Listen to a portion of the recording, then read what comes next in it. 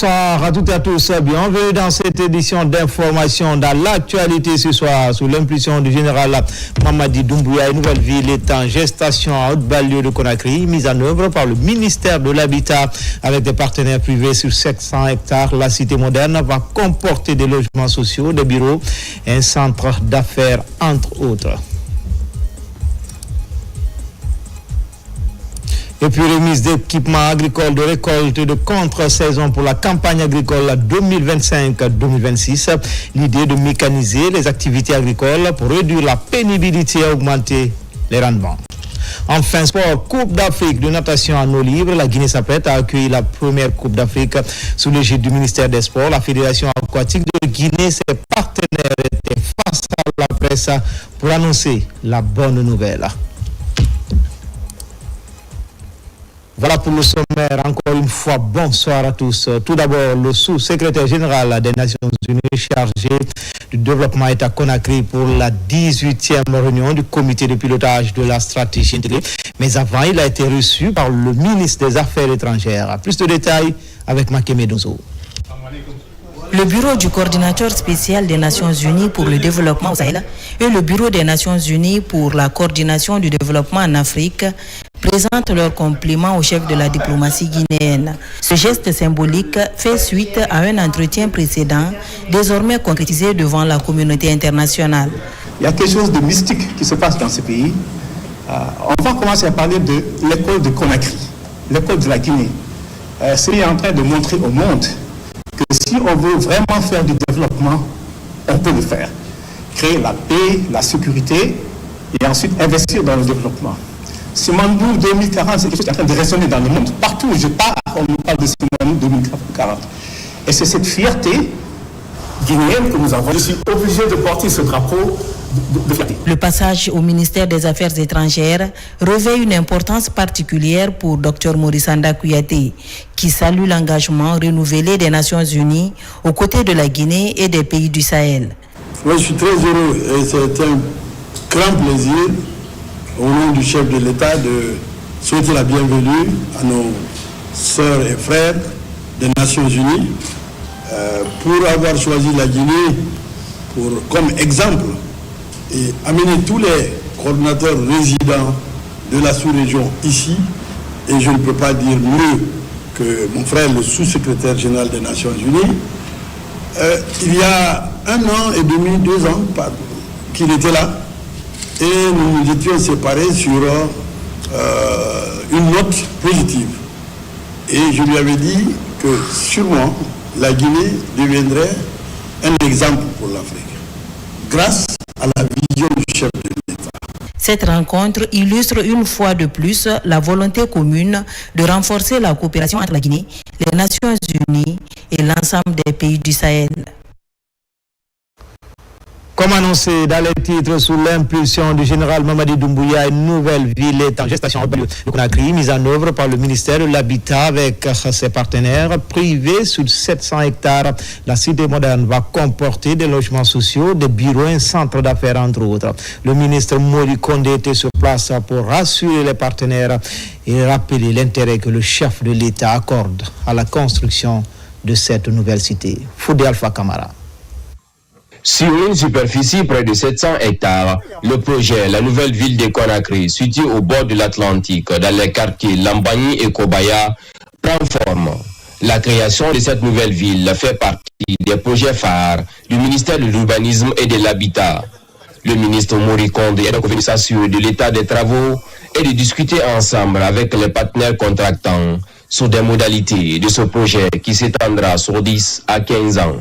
Nous quittons quand même très confiants que les chantiers vont continuer et surtout par rapport à la question des logements abordables, que les chantiers pourront être livrés dans un bref délai afin de permettre aux ménages à faible revenu de pouvoir se doter d'un toit, comme exprimé par le chef de l'État dans le cadre de sa vision pour le social dans notre pays. Nous, dans la mise en œuvre de ce projet, il est important pour nous de non seulement veiller au respect des règlements d'urbanisme, mais aussi de faire un suivi rapproché par rapport à ce projet. Ce projet Zigantex a 2 entités avec l'installation progressive de plusieurs ministères, du siège de grandes entreprises ainsi que le développement continu de pôles commerciaux majeurs tels que la cité commerciale de l'Afrique de l'Ouest, des centres de loisirs et 720 appartements de logements sociaux. Comme ce que vous avez vu sur le terrain, on a déjà fini le remblayage pour 70 hectares. Et on a commencé déjà aussi première phase pour les appartements abordables. Donc on a la confiance de réaliser ce projet dans 15 ans. S'inscrivant dans la vision Simandou 2040 du président de la République, général Mamadi Doumbouya, l'objectif de ce Zigantex projet est faire de la Guinée un pôle d'attraction mondiale et un centre d'urbanisme paradisiaque.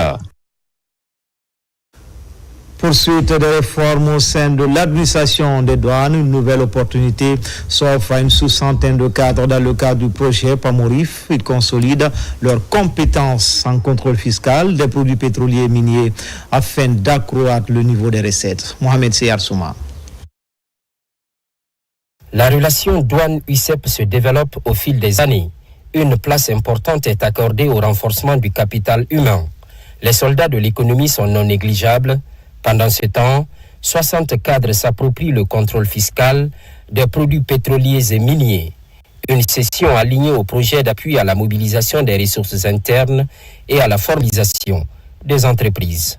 Des douaniers outillés dans ce domaine va leur permettre de renforcer le contrôle et aussi d'asseoir une certaine autonomie, qui le mettent en pratique dans le cadre de leur travail sur le terrain et qu'on obtienne des résultats qui sont recherchés à l'issue de cette formation-là, qui est l'engrenage de beaucoup de ressources pour le développement de notre pays. Déjà, on note plusieurs thématiques comme le classement tarifaire. Le contrôle fiscal des produits pétroliers et miniers vient rallonger la liste et, à juste raison, favoriser la traçabilité, l'évaluation, la fiscalisation et le contrôle des opérations liées à ces produits à haute valeur économique. C'est une plus-value que PAMORIF nous envoie. Donc il faut capitaliser là-dessus. Si nos cadres sont bien formés sur le produit pétrolier, le produit minier, ça y va de la mobilisation idoine des ressources internes. Alors je n'ai pas à vous rappeler la grande vision de M. le Président de la République, Simandou 2040. Le programme Simandou 2040 se fera avec, bien entendu, les régimes financiers. Se fera avec les régimes de recettes pour la mobilisation des ressources internes et de façon la plus accrue.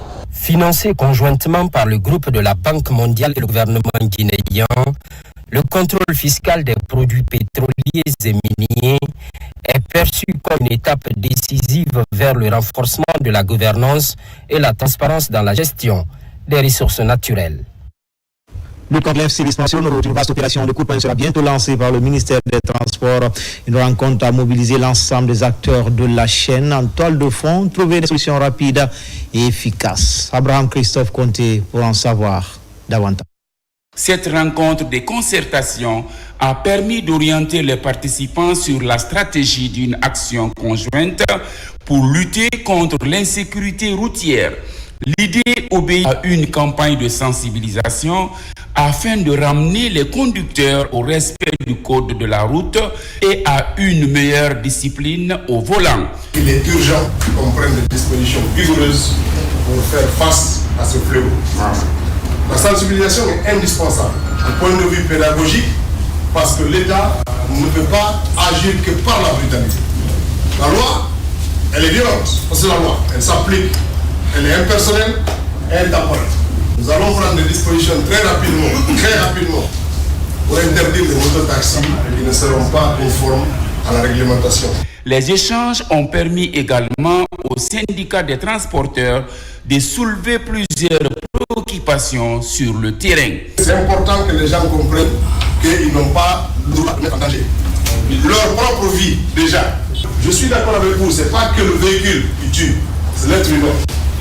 Mais les véhicules aussi peuvent contribuer à ça. L'absence de contrôle technique, l'absence de surveillance, de défaillance mécanique, soit à la construction ou à l'absence d'entretien, peuvent aussi être des facteurs qui peuvent conduire à des accidents graves. Donc nous veillons à ce que tout ça là marche. Selon les dernières statistiques de l'Agence guinéenne de la sécurité routière à Guizère, plus de 1,5 million accidents ont été enregistrés cette année à travers le pays. Des chiffres préoccupants qui rappellent l'urgence d'une action collégiale et coordonnée. Après le démantèlement des entreprises de sécurité privée illégales, l'heure est désormais à la traque de clients et agents complices avec ces entreprises. Une patrouille mixte CMIS, police judiciaire, inspecteur de l'Office de régulation des agences de sécurité et de la protection civile est enclenchée. Quelques contrevenants ont été interpellés. N'est-ce pas, Abdul Karim Kamara? Cette file de pick-up de la police annonce les couleurs d'une patrouille mixte. Mais avant de déclencher celle-ci, une réunion de cadrage a lieu à l'Office de régulation des agences de sécurité et de la protection civile. Dans la salle, les agents de la CMIS, de la Direction centrale de la police judiciaire et les inspecteurs de l'ORASPC reçoivent les dernières consignes. Sur le terrain, il est question de traquer les clients complices avec les entreprises de sécurité privée illégales, mais aussi les agents qui travaillent au compte de ces entreprises. Il était question aujourd'hui de circuler notamment auprès déjà des entreprises qui ont reçu des notifications afin réellement de les dissuader de la cessation d'activités avec les entreprises de sécurité qui ne sont pas constituées légalement. L'opération fait suite à une mise en demeure adressée en amont aux clients des gens identifiés. Au cours de la patrouille, les clients interpellés sont convoqués pour vérification des contrats, doublés de sensibilisation sur les risques juridiques encourus. C'est quand même aberrant qu'une entreprise qui paye sa cotisation sociale, sa cotisation fiscale, qui est en règle vis-à-vis de l'ORASPC, qui soit embêté lorsqu'il y a appel d'offres par des entreprises qui n'ont aucune charge sociale. C'est une injustice de notre part, mais c'est les moyens qui nous manquaient, mais nous sommes en train d'avoir les moyens grâce aux autorités compétentes, notamment le ministère de la Sécurité. Cette croisade de l'ORASPC contre les clients complices va se poursuivre sur toute l'étendue du territoire et tout contrevenant interpellé est sommé de signer une fiche d'engagement de cessation de toute collaboration avec ces entreprises illégales. Récemment, les acteurs qui se listent de par leur gestion rigoureuse et leur sens d'innovation ont été célébrés au nombre de 100. Ils ont reçu des prix décernés par l'organisation COP Guinée à l'issue d'un travail d'enquête et de sondage mené sur le terrain. Cet événement était aussi l'occasion d'apprécier les actions entreprises par les autorités de la transition pour améliorer les conditions de vie des Guinéens. Thierry Ousmane Diallo. Le gala des 100 personnalités qui font bouger la Guinée met en lumière des Guinéens et investisseurs étrangers qui œuvrent dans des actions de bonne gouvernance, de création d'emplois ou tout simplement qui influencent positivement leur environnement à travers leur travail. Initié par le think tank COP Guinée, l'événement est à sa 9e édition. Ce moment n'est pas une simple soirée de prestige, c'est une reconnaissance nationale, une manière d'honorer celles et ceux qui dans l'ombre où la lumière construisent, inspire et transforme notre pays. Des acteurs publics, des innovateurs, des entrepreneurs, des leaders communautaires, des femmes et des jeunes dont l'engagement quotidien contribue à l'émergence d'une Guinée plus forte, plus juste et plus unie.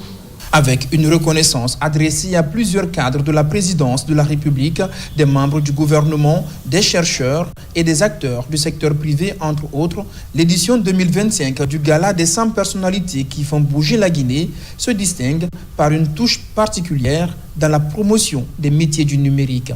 J'ai un sentiment de responsabilité et de fierté vis-à-vis de ce prix qui m'honore et qui honore aussi toutes les équipes qui travaillent avec moi pour le développement des compétences des étudiants. On est parti faire le tour de la Guinée pour former 5200 étudiants entrepreneurs sur les thématiques de l'intelligence artificielle et de l'entrepreneuriat. Et on essaye d'accompagner ces jeunes-là pour qu'ils puissent réussir. Avec humilité, je suis très content de ce prix. Nous sommes 14 millions de Guinéens. Comme mon nom se retrouve sur une liste restreinte de 100 personnes, on ne peut pas se réjouir mieux. La commune de Matam est heureuse. En marge de la soirée, des échanges ont été organisés pour saluer les efforts en cours dans le développement économique de la Guinée.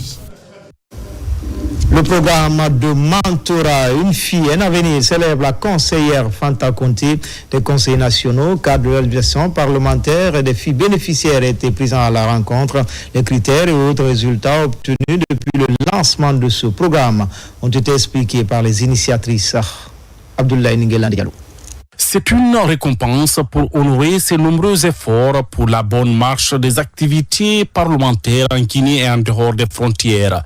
Fanta Conté est désormais l'idole de la 3e cohorte du programme Mentorat, une fille, un avenir. Une initiative dont le but est de venir en aide à la gente féminine dans divers domaines de la vie active. Nous avons accompagné près de 300 jeunes filles en Guinée et au Mali, mais aussi en RDC, dans le cadre de leur croissance professionnelle, mais aussi personnelle.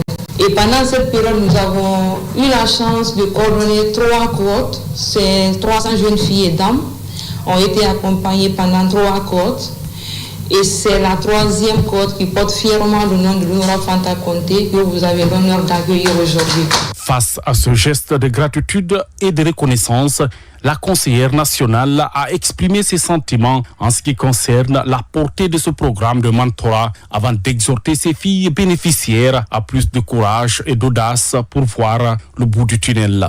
Ce programme, à travers le mentorat, crée des ponts entre les générations, entre les rêves et leur réalisation, entre le potentiel et l'action.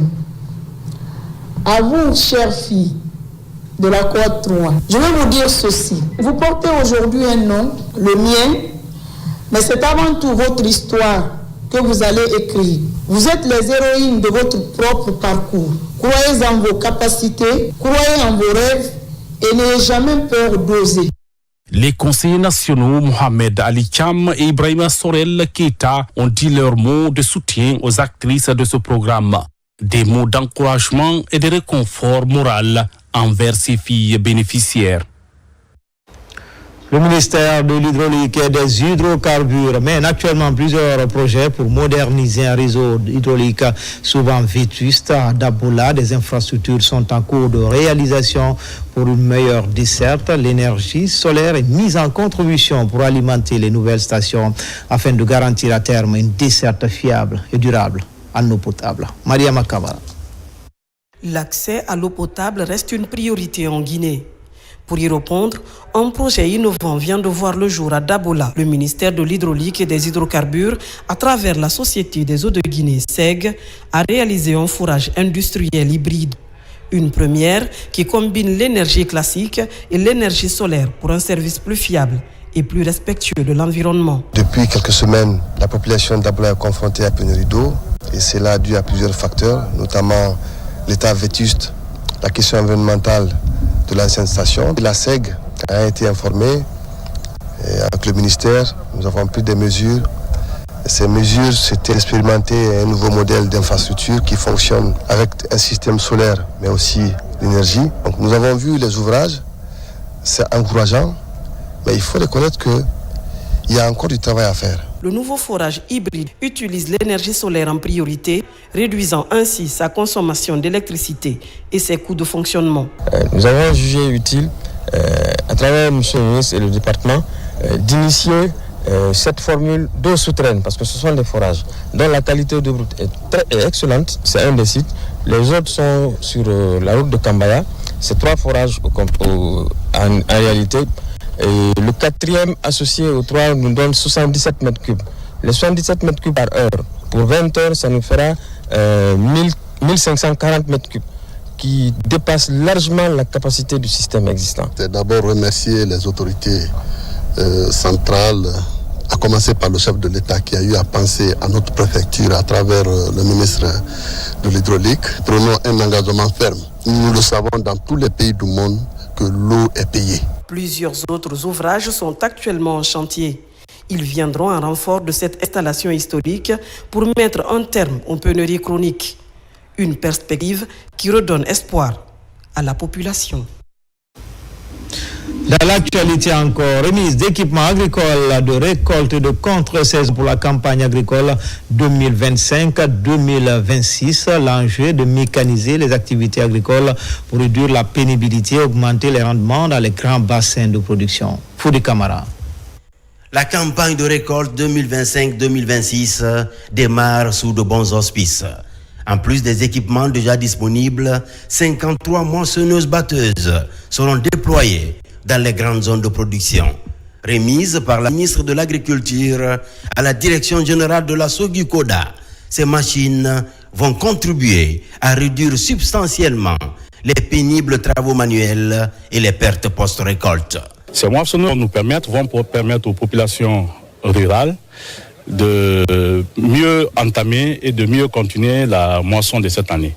Nous sommes heureux de vous annoncer que par rapport à l'année dernière, nous sommes déjà à 3000 hectares labourés pendant qu'on était à 1500 l'année dernière. Voilà l'impact de la mécanisation. Donc ces 53 nouvelles moissonneuses vont intégrer nos centres de prestations agricoles partout sur le territoire national. Nous avons déjà fait partir de 25 qui sont en Haute-Guinée et en forêt. Le restant là va couvrir aussi le reste du territoire national. La récolte est une période cruciale que les autorités du ministère de l'Agriculture comptent accompagner pour redynamiser l'économie rurale.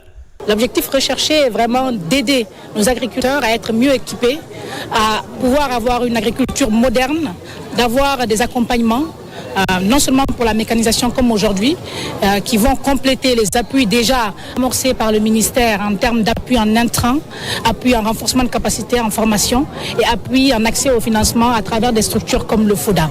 Notre objectif, c'est d'aider nos agriculteurs à être compétitifs. Ici à Matoto, dans l'enceinte de la Direction nationale du génie rural, 350 équipements agricoles, notamment 50 motoculteurs, des épandeurs d'engrais, des batteuses de riz et de maïs, des moulins à riz et des pulvérisateurs sont aussi remis au groupement et coopératif de femmes pour appuyer la récolte et la contre-saison.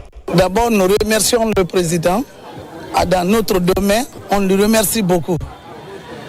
Aujourd'hui, on n'a pas assez de mots à dire parce qu'on est très contente. C'est un sentiment vraiment très fort. Et d'abord, nous devons remercier le président de la République et parce que depuis son arrivée, à chaque jour, il montre sa volonté pour moderniser l'agriculture. Et aujourd'hui, ces machines, ce n'est pas seulement une simple distribution, mais c'est un investissement pour le monde agricole. Et nous lui disons merci. Bénéficiant de réformes de restructuration, la Société guinéenne d'investissement pour la coopération dans le développement agricole étend son élan de couverture territoriale, avec 29 centres de prestations agricoles installés dans l'arrière-pays. Une cartographie de mécanisation qui s'agrandit et se professionnalise pour offrir aux producteurs des services de labour et de récolte de proximité. Suivre les progrès, corriger les écarts et renforcer l'action collective pour un développement durable. C'est l'objectif d'une rencontre régionale dite de partage des résultats et de validation des modes de gestion des marchés. Elle est organisée par l'ONG Maison guinéenne de l'entrepreneur pour promouvoir la sécurité alimentaire en milieu rural. Sarafdine Diallo, Nabila Moussa Kamara. L'atelier régional de partage et de validation des modes de gestion des marchés construits ou en cours de construction visait à partager les résultats des travaux, échanger sur les bonnes pratiques et valider un modèle type de gestion conforme au code révisé des collectivités locales. Les marchés ne sont pas de simples infrastructures. Ils constituent de véritables pôles économiques et leviers de croissance communautaire. Cependant, leur efficacité et leur durabilité dépendent de la qualité des modes de gestion qui seront adoptés et appliqués. Si les marchés sont structurés, nous pensons que réellement c'est à la décharge un tout petit peu à la commune. Et c'est dans ça que vraiment nous pouvons éviter la fuite des capitaux. Depuis le lancement du projet AgriFarm, la Maison guinéenne de l'entrepreneur accompagne activement les acteurs locaux pour renforcer les capacités des collectivités, promouvoir la sécurité alimentaire et stimuler le développement économique dans les rurales. Je voudrais réaffirmer l'engagement du projet AgriFarm et de ses partenaires, à savoir le FIDA et la BADIA, à accompagner les acteurs locaux dans la mise en œuvre de ce modèle et inviter chacun à s'approprier de cet outil. Je réaffirme ici l'engagement des autorités régionales à accompagner ce processus en veillant à l'application effective des collectivités locales dans la gestion responsable de ces infrastructures socio-économiques. Cette rencontre régionale tenue à la baie constitue une étape clé pour renforcer la gouvernance locale et valoriser les infrastructures marchandes au service du développement économique et social durable des communes. Et puis, cérémonie de lancement de la 2e édition de la campagne sanitaire à l'hôpital militaire à Caen. Almami Samori Touré ce mardi, initiative de l'ONG humanitaire Wami Guinée en partenariat avec le service de santé des armées, avec l'appui du ministère de la Défense nationale. La campagne permet de prendre en charge gratuitement plusieurs interventions chirurgicales. Plus de détails avec le lieutenant Lamine Sanakamara, il est correspondant de la presse militaire. L'ONG humanitaire Wami Guinée, en collaboration avec la Direction générale du service de santé des armées, organise une campagne sanitaire de chirurgie gratuite au profit des populations civiles et militaires. Pour cette 2e édition, 2 structures sanitaires militaires sont concernées. L'hôpital militaire de Conakry du camp Almami Samori Touré et celui du bataillon d'infanterie du camp Kamayen. À travers cette initiative, notre hôpital militaire devient un centre de référence, un lieu de convergence entre médecine, solidarité et paix. Nos équipes médicales, civiles et militaires sont prêtes à relever ce défi avec professionnalisme et dévouement. Cette initiative, représentée par cette caravane, est une noble action humanitaire.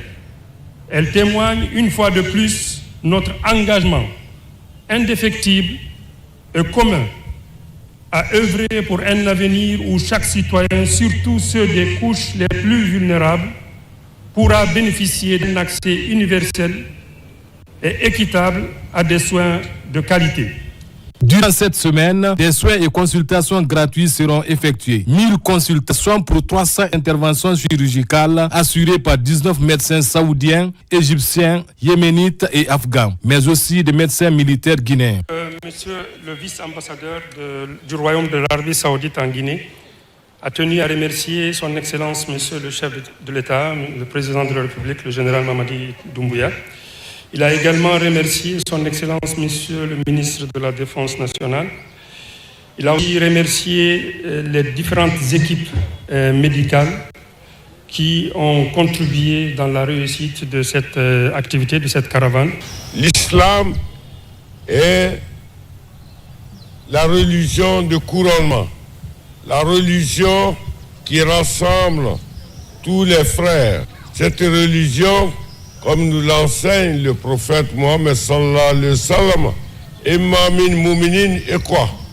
Tous les musulmans sont des frères.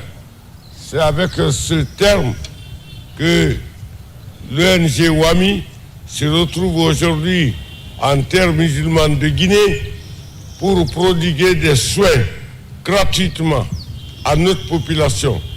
Mais cela est dû à cette prédisposition du service de santé des armées qui en fait des campagnes régulières. C'est cet exemple du service de santé des armées qui a fait que le chef suprême des armées a approuvé l'arrivée, l'installation et le travail de l'ONG Wami au sein des forces armées guinéennes. L'événement mobilise patients civils et militaires venus des 4 coins de la Guinée. Plusieurs pathologies seront prises en charge. Nous disons merci au président et nous prions qu'il continue dans ce élan, car nous n'avons pas les moyens de nous procurer de ces produits. Que Dieu les grandisse. Pour appuyer le service d'imagerie, le ministre de la Défense nationale a procédé à la remise d'un appareil IRM à l'hôpital militaire de Conakry. A précisé que cette campagne se poursuivra jusqu'au 30 octobre 2025. À présent, on ouvre le dossier Octobre Rose avec cette campagne de sensibilisation à la présidence de la République. Les femmes qui y travaillent ont mené une action citoyenne pour un dépistage gratuit du cancer des femmes. Oumar Bari, Fatoumata Kaira Bakaba. À l'occasion du mois consacré à la sensibilisation, au dépistage et à la lutte contre le cancer du sein et du col de l'utérus, une importante rencontre s'est tenue ce mardi 28 octobre 2025 au Petit Palais. L'événement a réuni le personnel féminin de la présidence de la République et une équipe d'experts du programme national de lutte contre le cancer PNLC sous la présidence d'Oumar Diop, conseiller principal du ministre secrétaire général de la présidence. Nous sommes réunis ici en ce mois d'Octobre Rose pour une cause qui nous touche tous de près ou de loin. La lutte contre le cancer du sein est un symbole d'espoir, un symbole de solidarité et de mobilisation. Cette lutte est l'occasion aussi de rappeler l'importance vitale du dépistage, mais aussi de célébrer le courage de celles et ceux qui combattent la maladie et de rendre hommage à celles que nous avons perdues. Le dépistage est donc notre meilleure arme. Il s'agit d'un geste simple qui peut tout changer. C'est pourquoi j'appelle chacun d'entre nous, d'entre vous, à parler du dépistage autour de vous et encourager les femmes de votre entourage à se faire suivre et à écouter leur corps. Dans son intervention, le professeur Bangali Kamara, coordinateur du PNLC, a présenté un aperçu des statistiques relatives au cancer du sein et du col de l'utérus en Guinée. Je voulais donc profiter de cette opportunité plutôt pour faire le plaidoyer pour la lutte contre le cancer et surtout les cancers féminins. Le cancer aujourd'hui est devenu un réel problème de santé publique. Alors, l'engagement du gouvernement, surtout en ce mois d'octobre, démontre la volonté du gouvernement à faire de la lutte contre les cancers féminins comme une priorité. Ce mois est un mois rose. Ça parle de dépistage des cancers du col de l'utérus et du sein. Toutes les femmes n'ont pas la chance de se faire dépister ou même de se faire sensibiliser parce qu'elles ne connaissent pas exactement c'est quoi ces maladies. Moi, j'ai essayé de donner cette occasion à toutes les femmes et une chance ultime de se faire dépister gratuitement à travers Monsieur le Président de la République, son Excellence générale Mamadi Doumbouya, le ministre secrétaire général de la présidence générale Amara Kamara et le ministre directeur de cabinet, M. Guy Badiakité. La rencontre s'est conclue par une séance de dépistage volontaire à laquelle plusieurs femmes du personnel de la présidence ont pris part, témoignant ainsi de leur engagement pour la santé et la prévention. Le club des femmes leaders de la santé toujours dans la croisade pour un dépistage précoce et gratuit dans la préfecture de Koya. L'idée d'encourager les femmes tout en les informant sur les moyens de prévention et de prise en charge de cette tueuse silencieuse. Maïmouna Bella Diallo. Le cancer du sein et du col de l'utérus demeure une préoccupation majeure de santé publique en Guinée. Sa prévention repose sur la mobilisation collective et le dépistage régulier, indispensable pour éviter les complications. À Koya, de nombreuses femmes en souffrent, à l'image de Dame Bangoura qui vit depuis 4 ans avec la douleur du cancer de sein. Ça fait 4 ans que je suis victime de cette maladie. Au début, j'ai vu des pus et l'écoulement de sang au niveau de mes seins. J'ai été opérée. Malgré tout ça, ça me fait excessivement mal.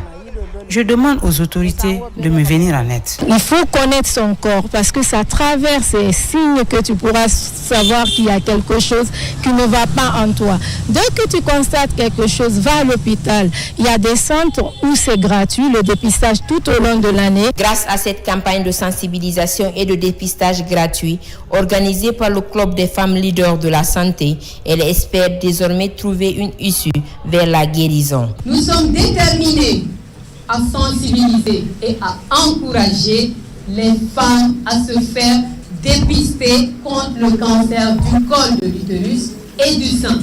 Plus vous vous dépistez tôt, plus on augmente les chances de guérison. Ce dépistage nous permet d'éviter cette maladie et de diminuer le risque.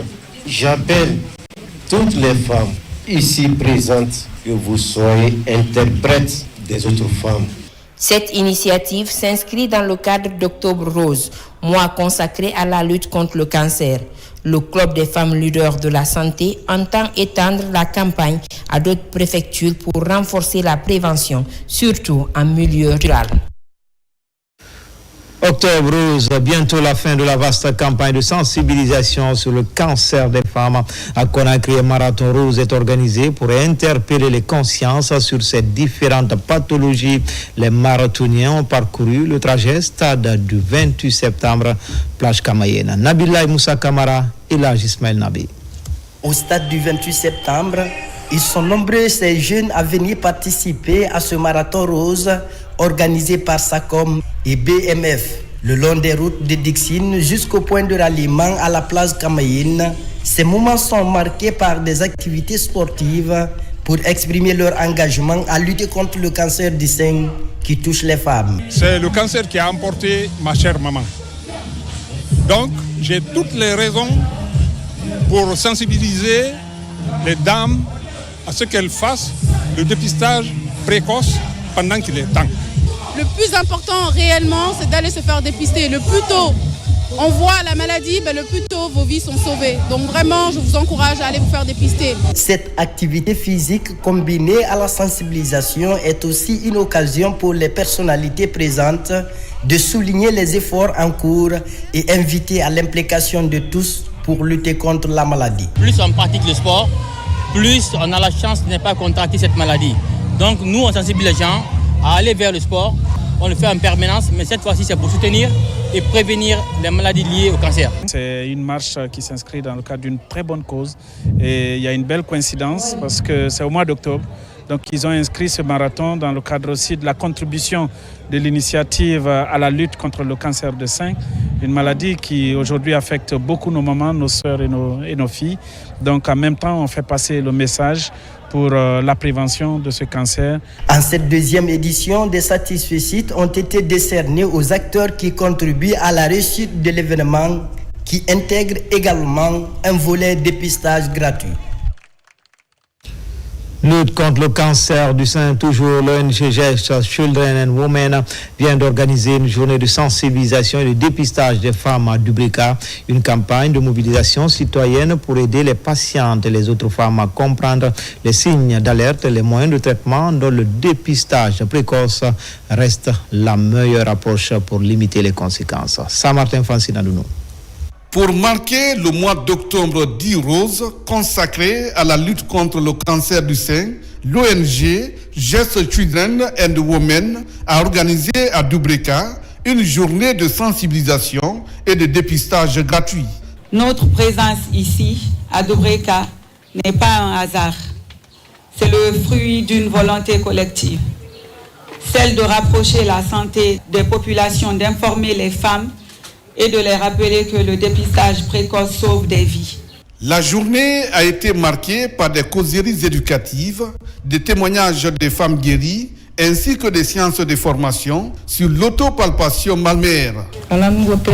Si on ne m'opérait pas, j'allais mourir. J'avais perdu tout espoir, car ma sœur avait été opérée, mais l'argent était fini.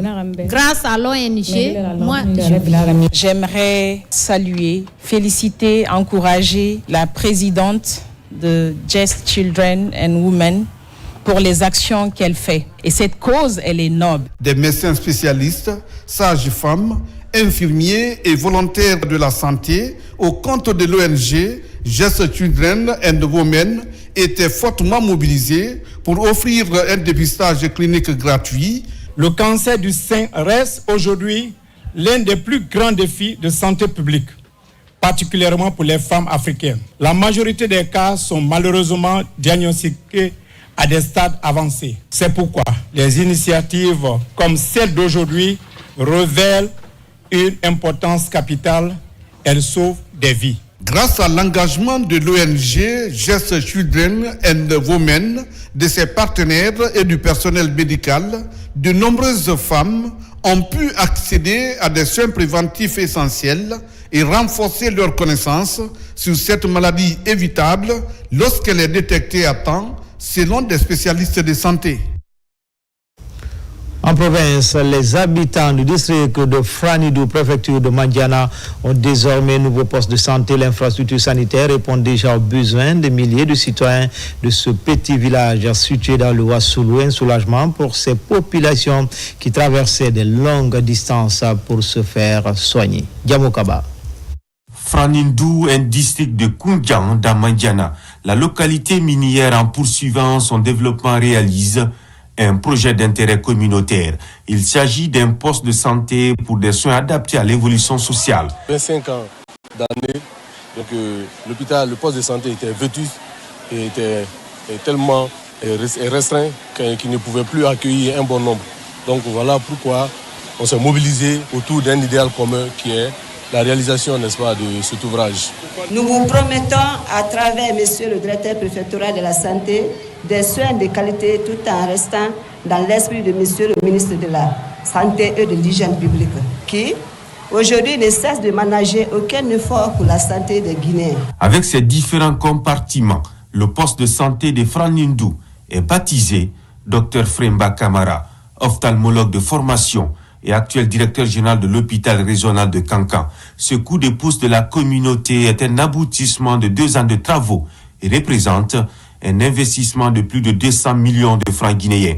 Je m'engage personnellement à faire de ce centre l'un des centres où les soins seront plus de qualité. Le poste de santé de Franidou porte le nom de notre collaborateur, Dr Fremba Kamara, qui n'a ménagé aucun effort pour contribuer à sa qualité, la finition et la construction et l'équipement, les premiers équipements, et ainsi que les médicaments qu'il vient d'offrir à ce poste de santé. La nouvelle dynamique est une réponse de proximité aux besoins de santé de la population de Sakodougou dans le Wassolon profond. Cet engagement commun et patriotique contribue également à lutter contre les problèmes de désertification médicale.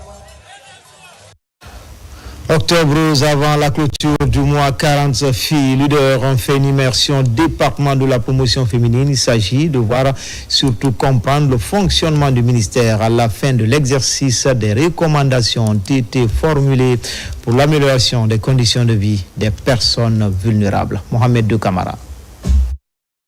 La promotion et la protection des filles en Guinée préoccupent le gouvernement et ses partenaires. En ce mois d'octobre, elles se font entendre dans plusieurs domaines, surtout sur le respect de leurs droits fondamentaux. Pour mieux prôner le changement qu'elles réclament, ces filles leaders font une immersion dans certaines directions du ministère de la promotion féminine, de l'enfance et des personnes vulnérables. Nous avons eu l'occasion et l'honneur de faire une immersion dans plusieurs directions. Ils nous ont partagé leur expérience et ils nous ont parlé des difficultés qu'ils rencontrent sur le terrain.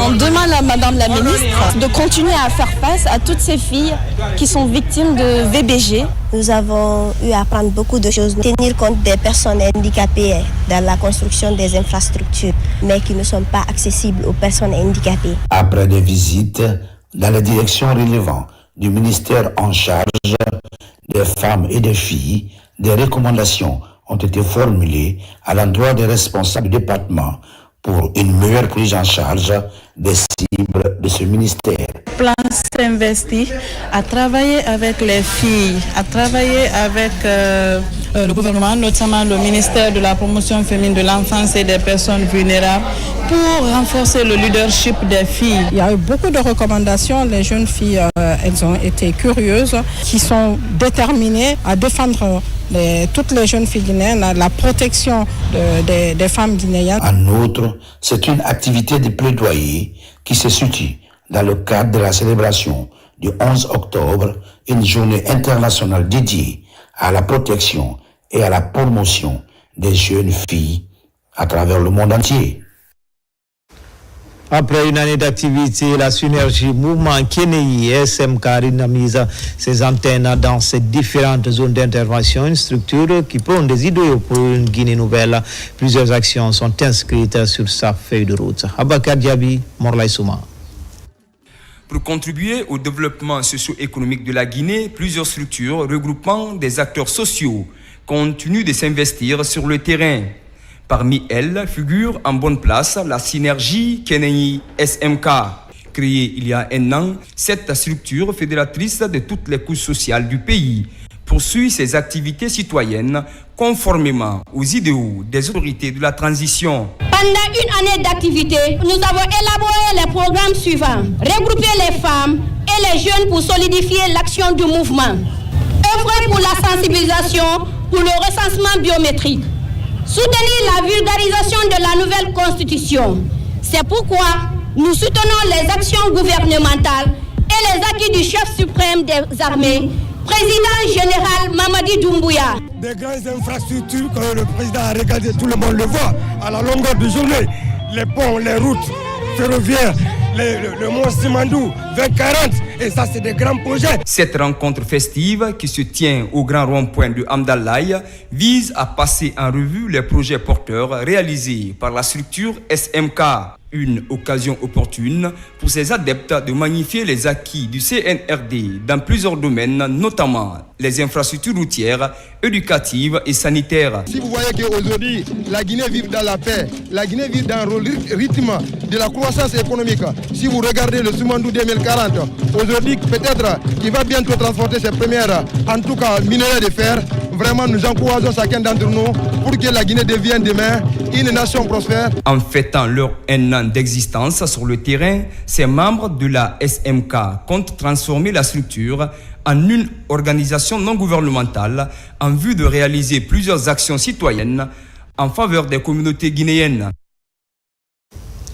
Pendant ce temps, les efforts se poursuivent pour garantir une réintégration réussie aux migrants à Conakry. Les acteurs impliqués dans leur accompagnement sont formés à un nouvel outil de profilage des acquis professionnels. Pascaline Yamalou, Marie-Angélique Bangoura. Face à la complexité du retour au pays, il devient crucial de comprendre les parcours et les compétences des migrants.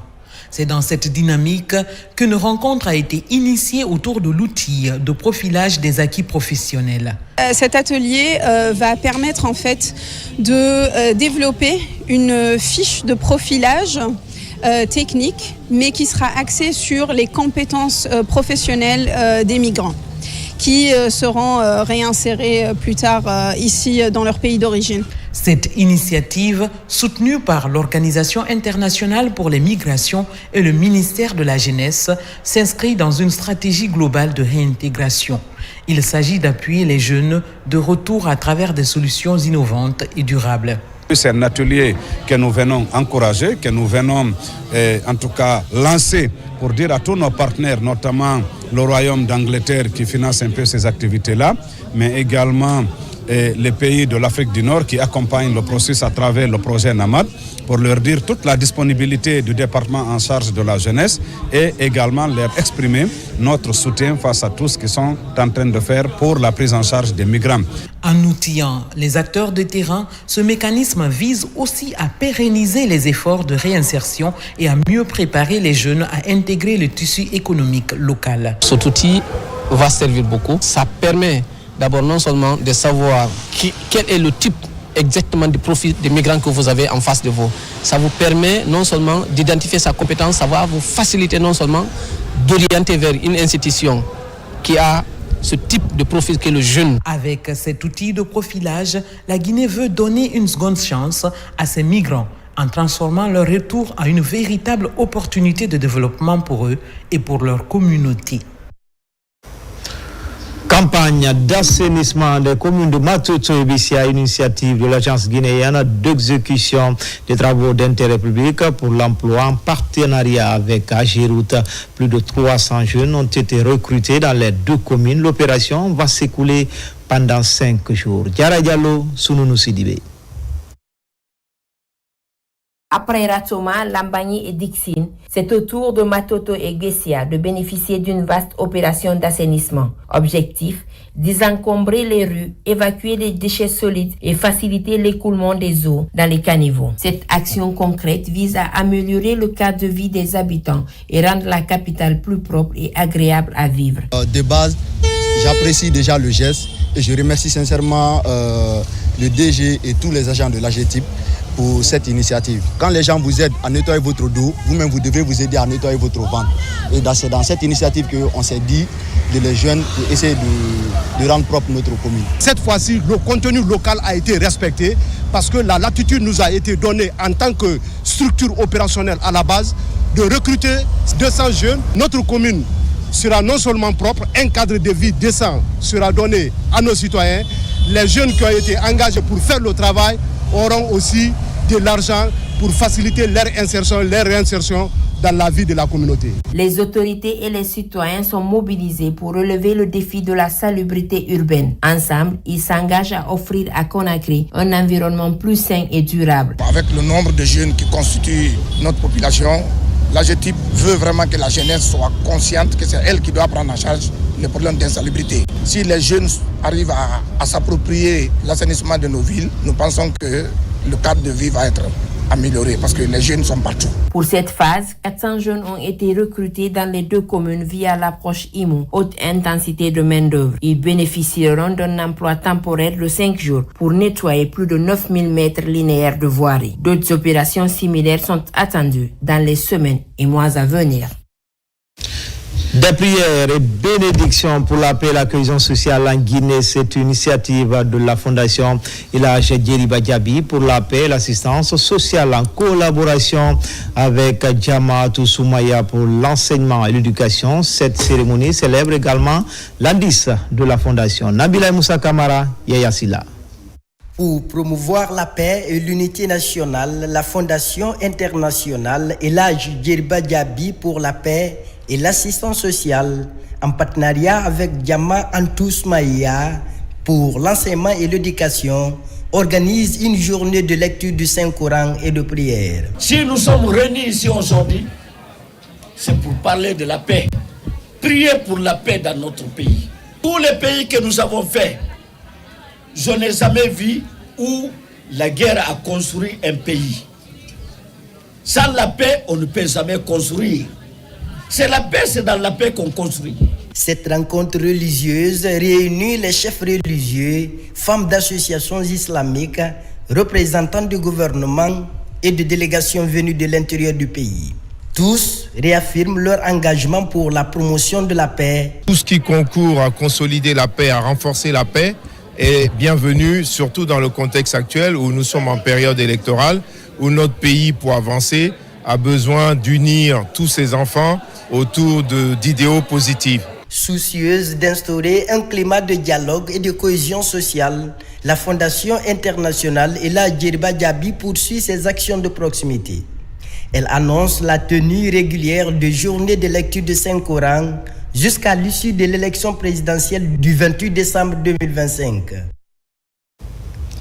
Enfin, sport, Coupe d'Afrique de natation à Nolivre. La Guinée s'apprête à accueillir la première Coupe d'Afrique sous l'égide du ministère des Sports. La Fédération aquatique de Guinée, ses partenaires étaient face à la presse pour annoncer la bonne nouvelle. Son enseignant.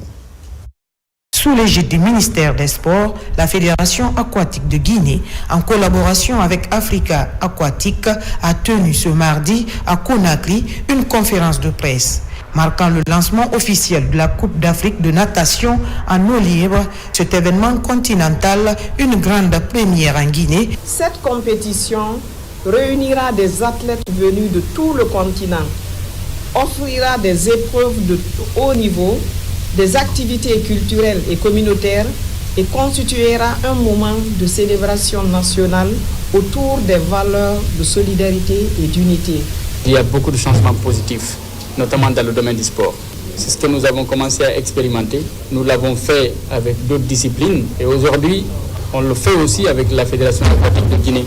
Mais la particularité de cette activité, c'est surtout la première édition sur le plan continental. Devant un parterre de journalistes, d'officiels et de partenaires, les organisateurs ont dévoilé les grandes lignes de la compétition. Durant les 3 jours de compétition, il y aura, n'est-ce pas, ces écoles suivantes. Les écoles de 5 km, la piste de 5 km, de 3 km, de 1500. On est très honoré d'avoir été choisi pour accompagner la fédération dans le cadre de cet événement. Nous avons une vision claire au cabinet Intellect, c'est de démontrer qu'en Guinée, il y a de la compétence, il y a de l'excellence, il y a du savoir-faire au niveau des standards internationaux. À travers cette organisation, la Guinée ambitionne non seulement de promouvoir la natation en eau libre, mais aussi de renforcer son rayonnement sur la scène sportive africaine. Et c'est ainsi que se termine ce journal. L'actualité se poursuit sur le www.rtgguinée.info. À bientôt pour d'autres actualités sur la Guinée, notre paradis, terre de richesse et Inch'Allah.